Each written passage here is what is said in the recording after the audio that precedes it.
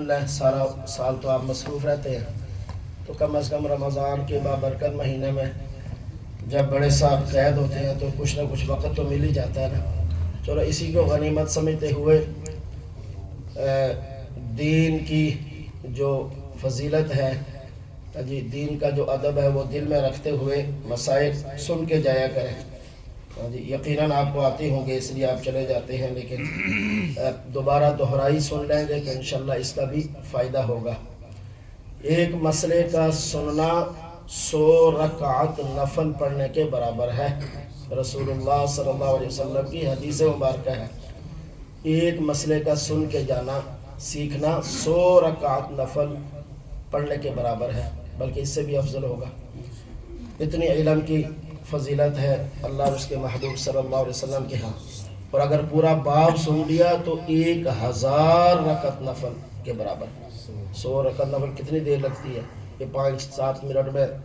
10-20 مسئلے سن لیے تو کتنے نفلوں کا ثواب۔ تو اس کو اپنی ضرورت سمجھتے ہوئے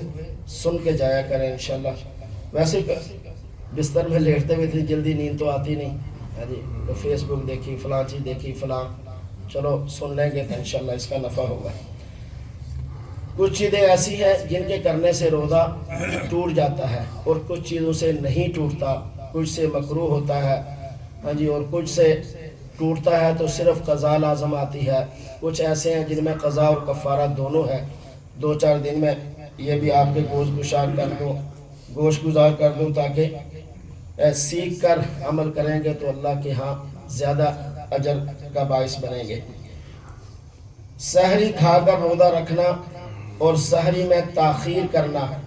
اور افطار میں جلدی کرنا یہ مستحب عمل ہے۔ تاخیر سے مراد یہ ہے کہ سحری کا وقت اگر ختم ہوتا ہے 5:07 پہ تو 6 منٹ کے آپ کا کھانا پینا سب کچھ مکمل ہو جائے، بالکل منہ کولی کر کے صاف ہو جائے، یعنی جتنا کم وقت رہتا ہو اس میں ختم کریں، یہ مستحب زیادہ پسندیدہ ہے۔ اسی طرح افطار میں جلدی کرنا، تو جلدی سے مراد یہ ہے کہ اگر آج کل 4 یا 5 یا 6 منٹ پہ ٹائم جو ہے نا وہ ختم ہو جاتا ہے روزے کا، تو بس 1-2 منٹ کی احتیاطی تدابیر، یا جب اذان ہو جائے بس جو ہی اذان ہو وقت ہونے کے ساتھ تو فوراً افطار کر لیا، یعنی یہ مراد ہے جلدی کرنے سے کہ مزید انتظار نہ کیا 5-10 منٹ۔ یہ مستحب اور پسندیدہ عمل ہے۔ جلدی کا یہ مطلب نہیں ہے کہ 6:04 پہ اگر بالفرض روزہ افطار ہوتا ہے تو آپ 6 بجے ہی کر لیں، جی جلدی کرنے کا حکم ہے۔ جلدی سے مراد یہ ہے کہ وقت ہو جائے اب جلدی کریں، وقت سے پہلے نہیں۔ اسی طریقے سے بغیر سحری کے بھی روزہ ہو جاتا ہے، یعنی کہ آدمی رات کو اس نیت کر کے سوئی کہ میں صبح روزہ رکھوں گا، یا رات کو ذرا زیادہ کھا پی لیا تو کہا سحری کیا اٹھنا ہے، بس ٹھیک ہے روزہ رکھ لوں گا، تو روزہ تو ہو جائے گا، لیکن سحری کا جو مستقل اجر ہے، جو رحمتیں عافیتیں اللہ کی طرف سے نازل ہوتی ہیں، اس سے محروم رہ جائے گا۔ تو اس لیے ایک کھجور کھا لیں، ایک گھونٹ پانی پی لیں، سحری ضرور کریں،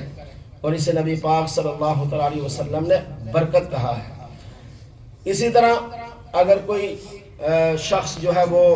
حقے کا یا سگریٹ کا یا نسوار کا عادی ہے، تو افطار کے وقت اس کو یہی ملا، اب کوئی تھا نہیں کہ ایسی جگہ حقے کا سوٹا لا لیا، یا اسی طرح اس کا روزہ تو افطار ہو جائے گا اس سے، لیکن یہ پسندیدہ عمل نہیں ہے، یہ پسندیدہ عمل نہیں ہے، باقی روزہ اس کا افطار ہو جائے گا۔ آج کل افطاریوں کا بھی ہوتا ہے، اگر کوئی کسی فیکٹری میں یا کسی دفتر میں کام کرتا ہے اور اس کا مالک غیر مسلم ہے، وہ مسلمان نہیں ہے، تو اگر وہ رزق حلال اس کا کاروبار ہے، پتہ ہے سارا کام کرنے والوں کو، تو اگر وہ کسی کا روزہ افطار کرائے تو کوئی اس کے ہاں روزہ افطار کرے تو روزہ افطار کرنا درست اور جائز ہے، جی بشرطے کہ اس کا کاروبار کیا ہو، حلال ہو، یعنی سور شراب یا ان چیزوں کا نہ ہو، اور وہ صفائی ستھرائی کا بھی لحاظ رکھنے والے ہوں، تو غیر مسلم کے ہاں روزہ افطار کرنا بھی جائز اور درست ہے۔ اسی طریقے کے ساتھ عام طور پر بعض دفعہ طبیعت جو ہے وہ درمیان میں خراب ہو جاتی ہے روزہ رکھنے کے بعد، دن کو یا کسی وقت بھی، تو اگر درمیان میں طبیعت خراب ہو جائے، ڈاکٹر کے پاس جائیں، ہاسپٹل میں جائیں، کہیں بھی، تو طبیعت خراب ہونے کی صورت کے اندر انجیکشن، چاہے وہ رگوں میں ہو، چاہے وہ مسوں میں ہو، چاہے وہ جلد میں ہو، چاہے کہیں بھی ہو، اس سے روزہ نہیں ٹوٹتا۔ انجیکشن لگوانے سے روزہ نہیں ٹوٹتا، اس لیے انجیکشن لگوا لے، صحت بہتر ہو جائے گی، روزہ بھی برقرار رہے گا۔ اسی طرح بخار کے درمیان یا طبیعت خراب ہونے کے درمیان وہ روزے میں ہو تو ڈاکٹر یا کلینک والے گلوکوز لگائیں، ڈرپ،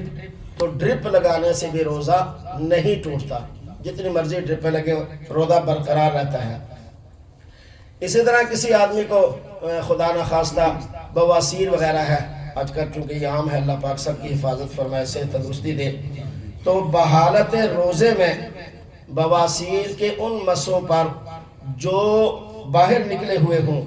ان پر دوائی لگانا جائز اور درست ہے، اس سے روزہ نہیں ٹوٹتا، اس سے روزہ برقرار رہتا ہے۔ لیکن اگر وہ اندرونی سطح پہ ہے تو پھر نہیں لگا سکتے، پھر احتیاط کرنی چاہیے۔ اسی طریقے سے